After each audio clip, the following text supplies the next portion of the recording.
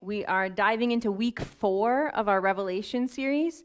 If you haven't been here for the first few weeks, I'm not going to take a ton of time to recap where we've been. If you're with us kind of regularly, most of those sermons are on our YouTube channel, so you can check them out there, get caught up on what's happened. Like I said, we're in week 4 today. Last week, we were in chapters 4 and 5, and we were talking about worship as resistance to kind of the darkness of the world, resistance to those things that work against God and his plans and his purposes. Today we're jumping all the way from that chapter 5 until chapter 12, and we're going to be in chapter 12 and 13 today. I'm going to leave that for Zach to explain to you next week. He'll tell you why we skipped that or what he's doing with that.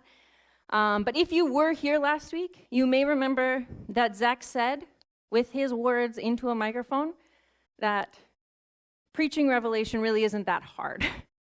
And then he took a week off and handed me the dragon, the beasts, the cosmic battles, and a bunch of other wild characters and scenes. So we'll see. But yeah, we do have a lot to cover today. I doubt it's the stuff that most of us come across super regularly in our daily devotional reading. And so buckle up. But in what I think was Zach's intention when he said that last week, it's true that once we unpack a bit of the mystery of Revelation, the message really is quite simple. Sorry, I always forget to turn these on so you guys can see my face. We have to remember, like we've said every week, that Revelation isn't primarily a book about end-time predictions or beasts or antichrists nearly as much as it is a revelation of Jesus Christ and a discipleship manual for those trying to live faithfully in every era of Babylon. And so with that in mind, we can dive into some of the confusing pieces and to begin to make sense of some of them and what they mean for us to live as faithful dissidents today. Let's pray before we go any further. God, I just thank you for your word. I thank you for your truth. I thank you for the promises that are contained within it. God, as we dive into what seems like a confusing and chaotic portion of Scripture, I just pray that you would be at work, that your Spirit would be at work, revealing your truth to your people. God, I pray now that these words that I have prepared, you would work through them. God, that I would shrink back and your Spirit would be at work in this place. God, that you would turn what's confusing into clarity and you would make our minds sharp to the things of you. I just pray that you would open our hearts and minds now to hear from you today, and that you would just use me for your purpose in this place, in this moment. In Jesus' name, amen. All right, let's go. As someone who sort of lives my life on the edge of an embarrassing moment at all times, the world has presented a new opportunity for me to regularly embarrass myself. Whether it's just to my husband as we clean up dinner in our kitchen, or to a group of friends around a campfire, I'll share something interesting that I saw or read that day, and then they'll tell me that it was AI, and then harass me for believing that it was true. I've actually begun, my friend's going to test this, I've begun starting most sentences now with, I don't even know if it's real, but I saw this thing today. Anyone else having a hard time sort of knowing now what's true and what's not? We're living in a world of AI-generated headlines and curated social media feeds. And sometimes we forget that thanks in large part to these things they call algorithms, we're also living in echo chambers. This space where the only voices we hear are the ones that sound like our own. And instead of being challenged or stretched, our views just bounce back to us, louder and stronger, until it feels like everyone must see things the way we do. Every week, it feels like we're being told who the real enemies are. The message we hear is if you just pick the right side, click the right link, buy the right product, or vote for the right person, you'll be safe. Interestingly, the person across the aisle from you is being told who his real enemies are, and somehow they're the opposite of yours. If nothing else right now, our world is noisy. But Revelation pulls the curtain back on all that noise. It tells us that the true conflict is not left versus right. It's not east versus west. It's not rich versus poor or truth versus fake news. It's not about culture wars, identity politics, or whichever trending outrage dominates the headlines this week. The true conflict is the dragon versus the lamb.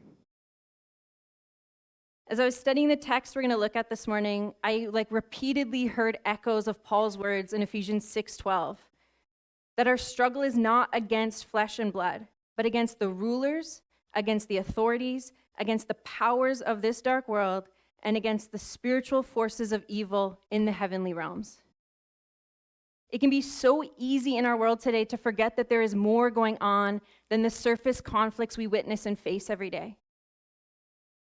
But in Revelation chapters 12 and 13, John shows us what's really happening behind the scenes.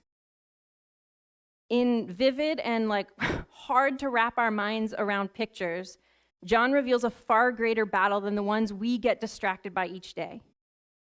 John tells us there's a dragon raging against God's people, and there are beasts rising from the sea and the land, counterfeit kingdoms demanding allegiance powered by fear and propaganda. And in the middle of it all is this vulnerable church, the woman and her children trying to be faithful. And it's so important to remember that this passage wasn't written to paint some fantasy-like scene that we might one day literally see with our own eyes. That's not what it was written for. It was written to embolden the early church who was living in the shadow of Caesar. And it speaks just as powerfully to us today in our current Babylon. Because the real question we have to ask in the battle between the dragon and the lamb isn't which side wins. We already have that answer. The real question we as followers of Jesus have to ask ourselves is, who will I give my allegiance to when the pressure comes? Our sermon in a sentence for today is, the faithful are called to be dissident disciples who discern the dragon, resist the beast's counterfeit power, and remain fiercely loyal to the Lamb through patient endurance, knowing his victory is certain. We're going to unpack that as much as we can. We established already that it's getting harder to know what's real. Or we know we're inundated in increasing measure with headlines and outrage, and it all feels a bit chaotic. But if we are to be faithful dissidents in 2025, if we're going to resist getting drawn into the mess, our first work must be to discern the culprit behind the chaos. Revelation 12, verse 1-9. A great sign appeared in heaven, a woman clothed with the sun, with the moon under her feet, and a crown of 12 stars on her head. She was pregnant and cried out in pain as she was about to give birth. Then another sign appeared in heaven, an enormous red dragon with 7 heads and 10 horns and 7 crowns on its heads. Its tail swept a third of the stars out of the sky and flung them to the earth. The dragon stood in front of the woman who was about to give birth so that it might not devour her child the moment he was born. She gave birth to a son, a male child, who will rule all the nations with an iron scepter. And her child was snatched up to God and to his throne. The woman fled into the wilderness to a place prepared for her by God where she might be taken care of for 1,260 days. Then war broke out in heaven. Michael and his angels fought against the dragon, and the dragon and his angels fought back. But he was not strong enough, and they lost their place in heaven.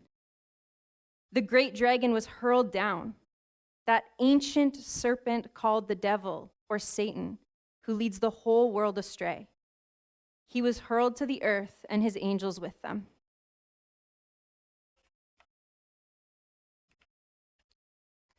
As we've already said, Revelation 12 pulls back the curtain on our world and shows us what's really going on. It reveals the invisible spiritual war that's raging behind all the political drama, the cultural noise, and the social anxiety we feel every day. And I think to make sense of the conflict, we need to know a little bit about the players. So we're going to look at them first. In this portion of the text, we have the woman, the sun, and the dragon. So let's start with the woman. The entire narrative of Revelation 12 begins with a woman. John describes her as clothed with the sun, the moon under her feet, a crown of 12 stars on her head, pregnant and about to give birth. Who is this? McKnight, in his book Revelation for the Rest of Us, which Zach has mentioned is being used for this series, McKnight describes the woman as this glorious bricolage of images. She represents Israel, the nation that gave birth to the promises of God. And then she is Mary, the physical mother of Jesus who gave birth to him. And finally, she is the church, God's people throughout all history. She is the community that is faithful to the covenant. And the dragon's mission is to destroy her. She is the target of the dragon's rage because she is the bearer of the good news. That's the woman. The son is simple. The son is Jesus. And it says he's snatched up to God and his throne. And then we come to the dragon. Against the woman stands this great fiery dragon. And John doesn't leave us guessing or questioning about who this might be. He explicitly names him in verse 9. That ancient serpent called the devil or Satan who leads the whole world astray. The dragon is the ultimate agent of evil. He's the snake from Genesis 3, the one who slanders God, the one who deceives humanity. And we can't reduce the dragon to like a mere symbol for evil. He is the sinister force behind all evil. He opposes God, he opposes Jesus, and he opposes the church at every single turn. The key to discernment here is to remember this is the evil that lurks behind all corruption. McKnight frequently says that Babylon or Rome or any empire like it is the manifestation of the dragon's power on earth. Leaders, governments, and ideologies are expressions of that larger, darker reality. So those are our characters. That's where we start with. So with those characters in mind, we then come to the war scene. It's the core of the conflict. So again, we're going to read just verse 7 and 8. Then war broke out in heaven. Michael and his angels fought against the dragon, and the dragon and his angels fought back. But they were not strong enough, and they lost their place in heaven. Now, this is a really important piece of the story. This battle between Michael and Satan didn't take place at creation, as some attribute it. And it isn't some future fight set to take place when Jesus comes back. Okay, this battle that's described here isn't back at the beginning in creation, and it isn't something still to come. This heavenly battle is the immediate reaction to what Jesus did on the cross. When Jesus died, rose, and ascended to the throne, he didn't only bring us back into relationship with God. He did do that. And we like to talk about that part, and it's beautiful, and it's important, and it's true. But that's not all that happened. He also won the ultimate war over death and evil and darkness. He disarmed the powers and principalities that day. Jesus' victory on the cross and at the empty tomb instantly triggered a cosmic response. And so Michael's victory over the dragon is the heavenly counterpart to Christ's victory on the cross and resurrection. The moment Jesus claimed his throne in victory, he activated like an eviction notice for the dragon.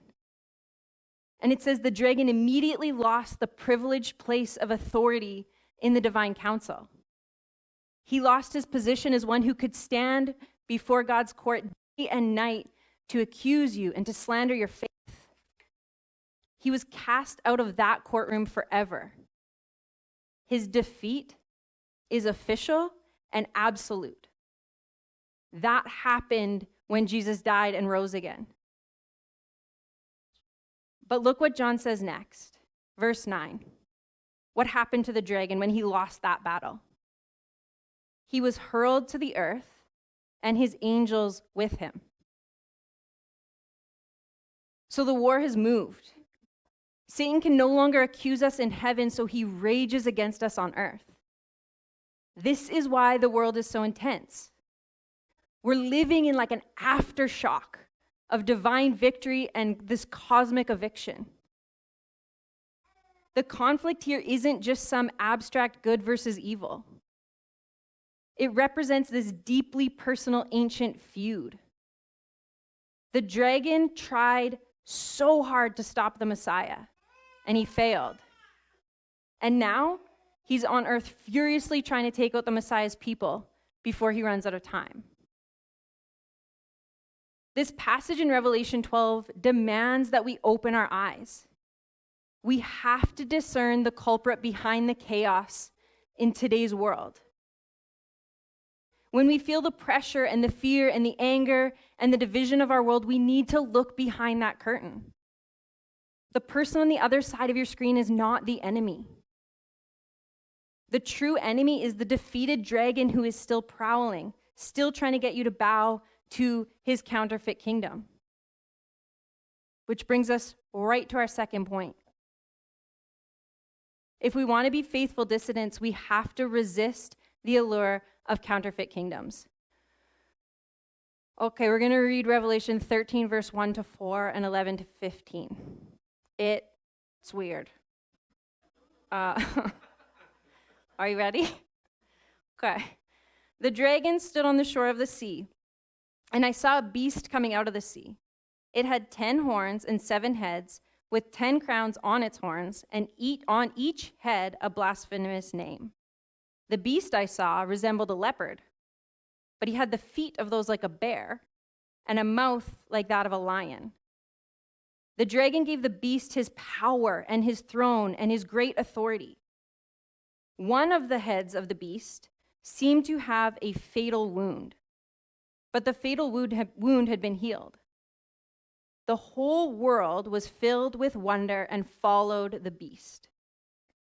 People worshiped the dragon because he had given authority to the beast, and they also worshiped the beast and asked, "Who is like the beast? Who can wage war against it?" And then dropping down to verse 11, then I saw a second beast coming out of the earth.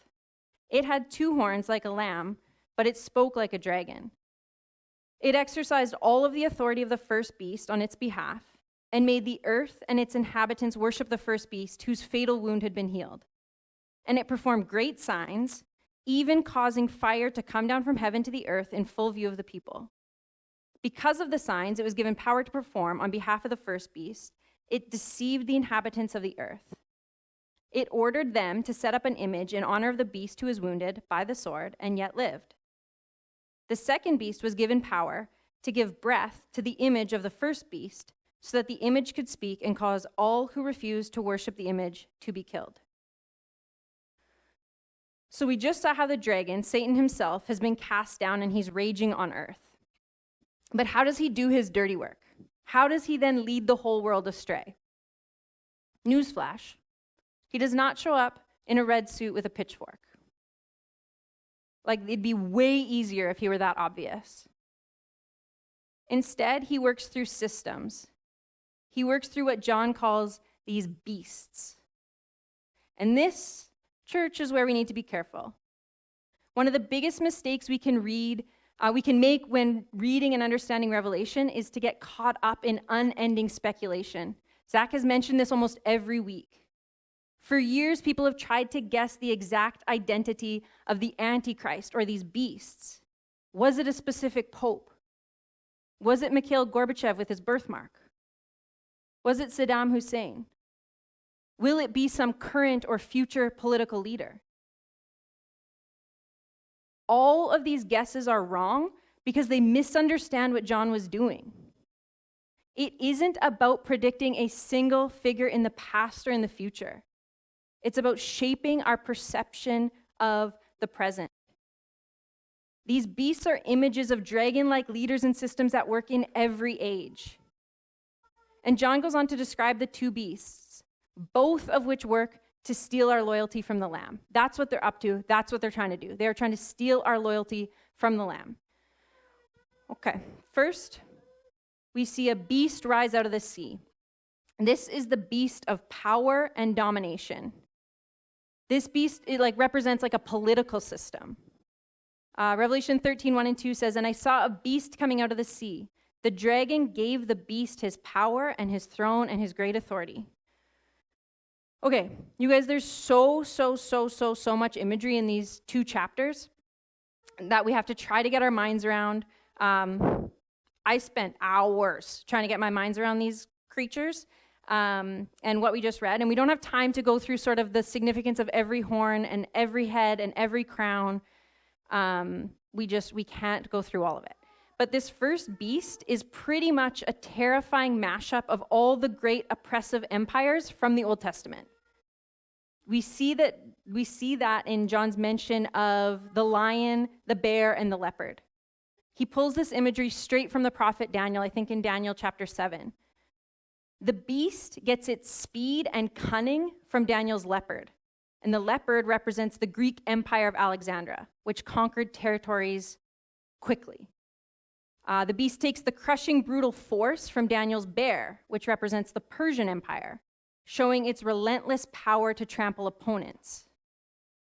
And finally, it has the arrogant, demanding voice of Daniel's lion, which represents the Babylonian Empire. Because every oppressive empire ultimately speaks blasphemy by demanding the worship that belongs only to God. So I say that quickly. We kind of brush over that quickly because John is basically saying, look, this isn't a new threat. This is the culmination of every old threat. This mashup beast that John describes in vivid detail isn't just one single political party or one single dictator. This is the spirit of all worldly power that opposes God. It is a system built on force and domination, the kind that promises security and strength, but always demands absolute loyalty in return. Before we move on to the second beast, there's one more detail I want to point out about the first. In verse 3, we read that the beast seems to have recovered from a fatal wound. So what's that about? It first is a callback to Genesis 3, where God tells the serpent in the garden that the woman's offspring would crush his head. That's what it's first to remind us of. The wound healed, however, and this I found fascinating, is a mockery of Jesus' resurrection. The first beast is an imitation of Jesus, a counterfeit king. Like the description we looked at of Jesus last week, this beast also has horns. It also receives worldwide worship. And verse 7 tells us this beast has authority over every tribe, tongue, people, and nation. Sounds familiar, right? John is shouting at us, be warned. This political power is a demonic imitation of the true king. It looks like it saves.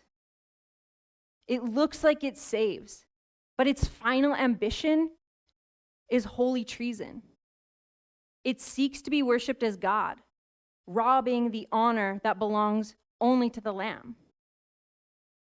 So that's the first beast.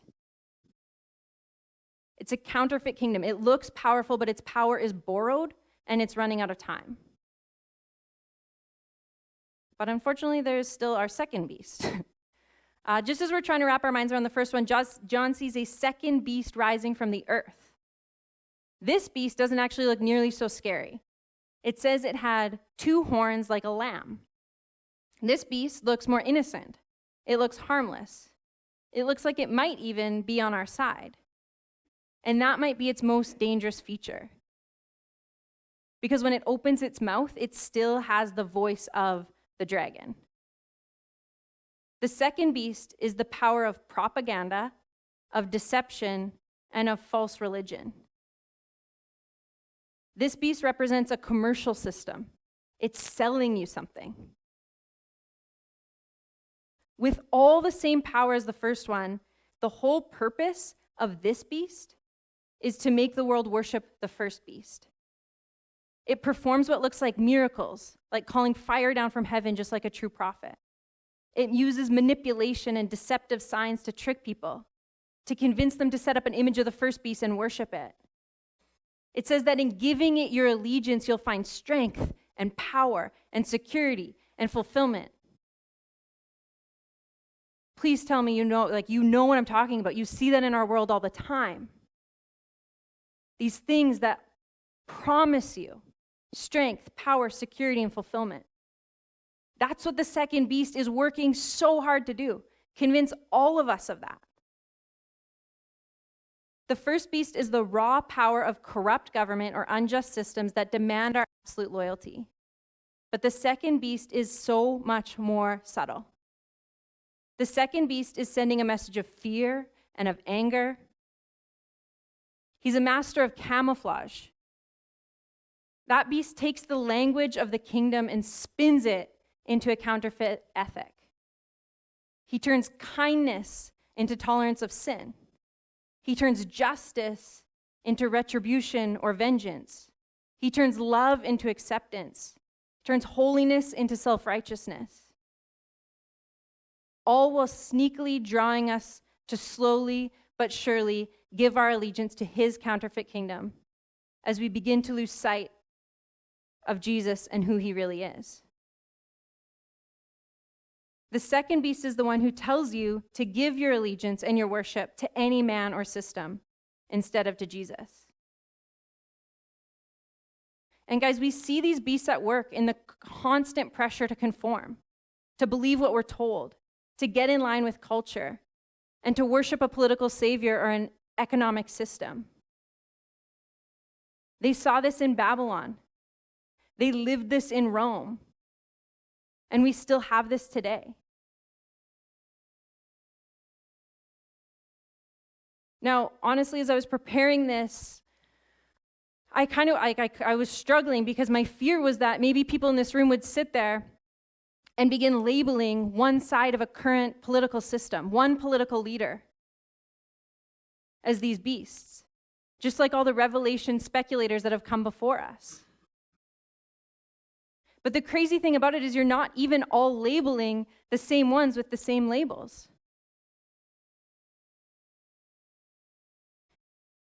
If we sit there and try to place labels, we try to be like, that's the beast, that's the beast, that's the beast, and try to figure out who the exact one is, we miss the point. But I think that's what the beast is trying to get us to do. That's how effective he really is. And so it's important to be clear.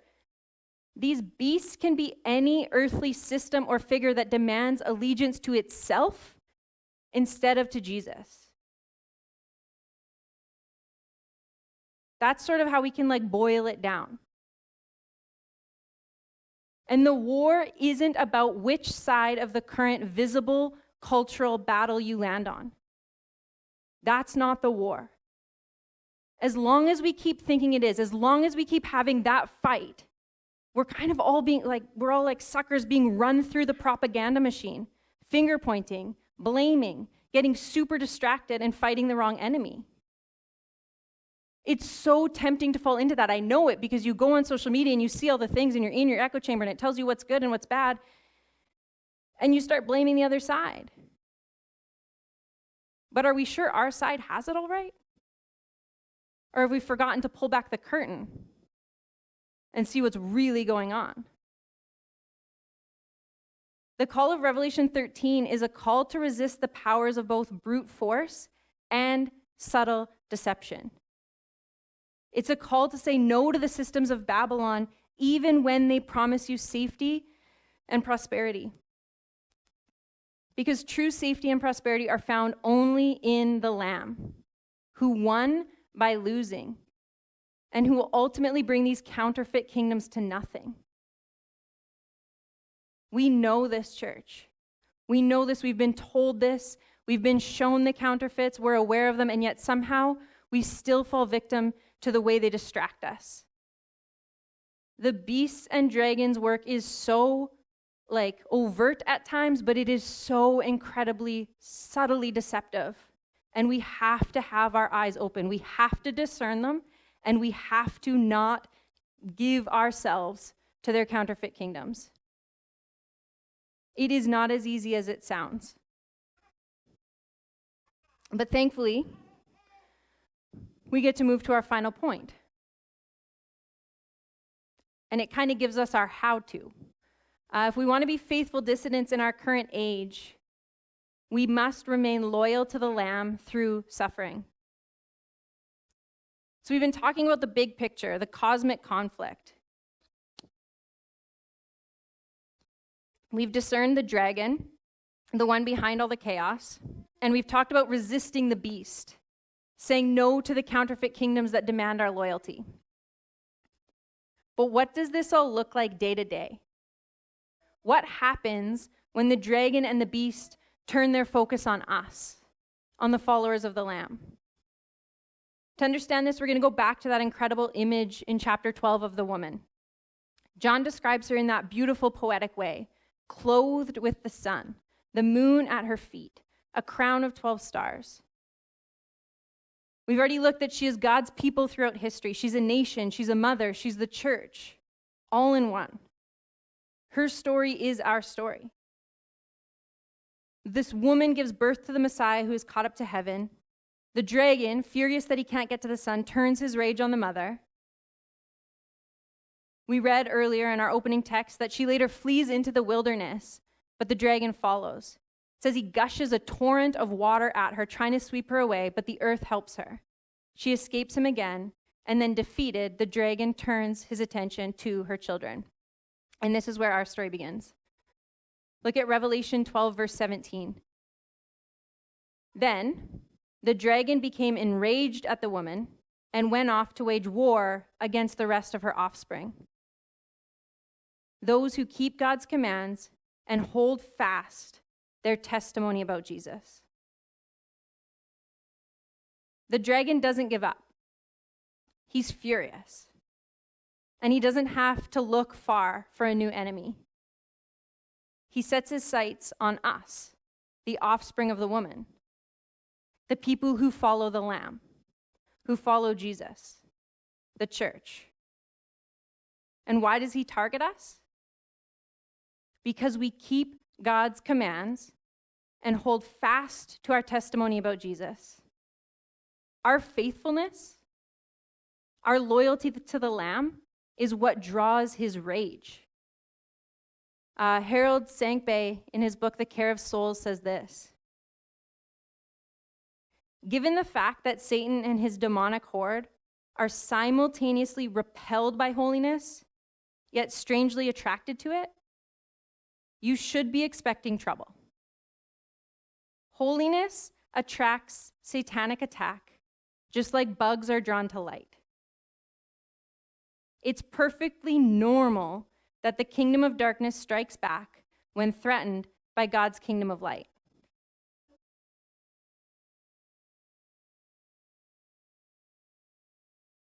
Church, the chaos of the dragon, the chaos that ensues because of him, isn't a sign that God's kingdom is losing. Quite the opposite. But wouldn't those deceptive beasts love for us to believe we're in a losing battle? To cause us to panic? And what better way to knock us off track than to make us become confused about the king and the kingdom to whom we belong? You know, another fascinating thing I discovered, maybe you knew this, I didn't. The dragon and his two beasts are a counterfeit of the Trinity.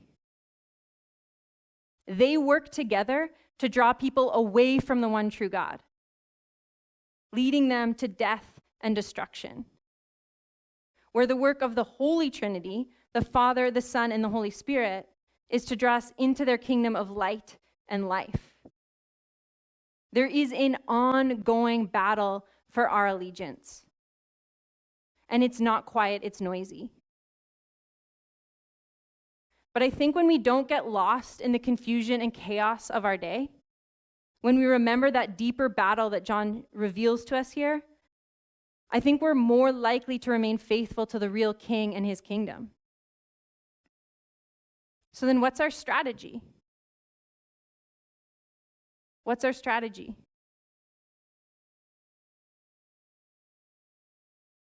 I think it's to pause. If everything is noisy and loud, perhaps we just need to stop for a second and take a deep breath and not give in to the fear and the chaos. I think we need to remember that we're already on the winning side. No matter what happens in our temporary existence on earth, we're already on the winning side. If we're followers of Jesus, we are already on the winning side. Look at Revelation 12, verse 11. It says, they triumphed over him. They, being the people of God, triumphed over him, being the dragon, by the blood of the Lamb and by the word of their testimony. They did not love their lives so much as to shrink from death. They triumphed over him by the blood of the Lamb and by the word of their testimony. They did not love their lives so much as to shrink from death. This is how we triumph. By the blood of the Lamb. Not by our own best ideas or winning our own cultural battles on the terms of the world. Not by having the best Facebook post this week or cutting down that other person and really winning that argument. It says we triumph by the blood of the Lamb and by the words of our testimony. We triumph by continuing to proclaim Jesus, all of Jesus, even when we are marginalized, mocked, or persecuted. We do not love our lives so much as to shrink from death.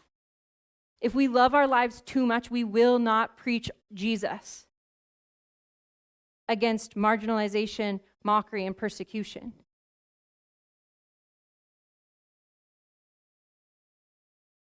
Triumphing over the dragon will come from enduring in love and truth, even when it costs us. It will not come from grasping for control, but from being a faithful presence in a world that is spinning out of control. The way of the Lamb is not the way of the beast. Zach talked about this last week. It's different. The beast gains power through coercion, through violence, through fear. The Lamb gains followers through sacrifice, through suffering, through love.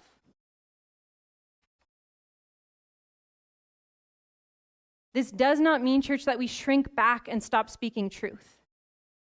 It does not mean that kindness now trumps holiness because we're the Lamb and not the beast. The second beast would love for us to misunderstand this.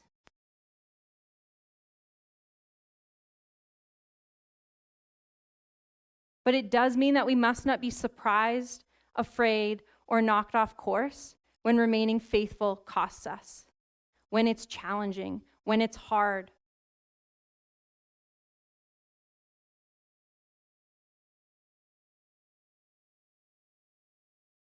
Our sermon in a sentence one more time. The faithful are called to be dissident disciples who discern the dragon, resist the beast's counterfeit power, and remain fiercely loyal to the Lamb through patient endurance, knowing his victory is certain.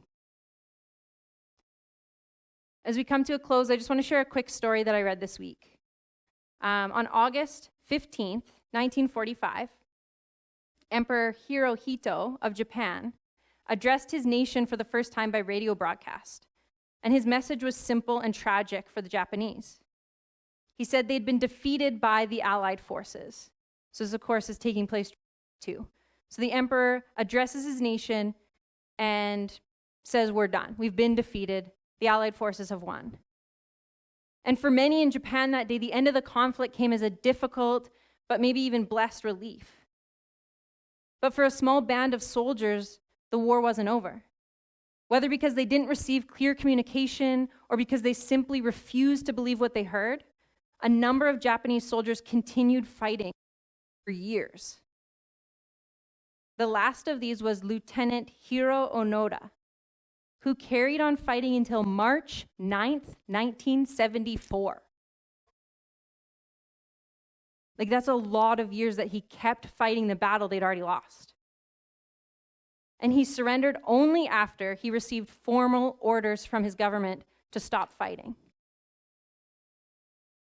The lieutenant continued fighting even after the war had been won and his side had decisively lost. And this is where Satan is at today. Jesus has triumphed over him. Jesus has won the battle. But Satan fights on as though he hasn't quite gotten the memo yet. Church, we have to remember that we are fighting a defeated enemy. We are fighting a defeated enemy. He's already lost.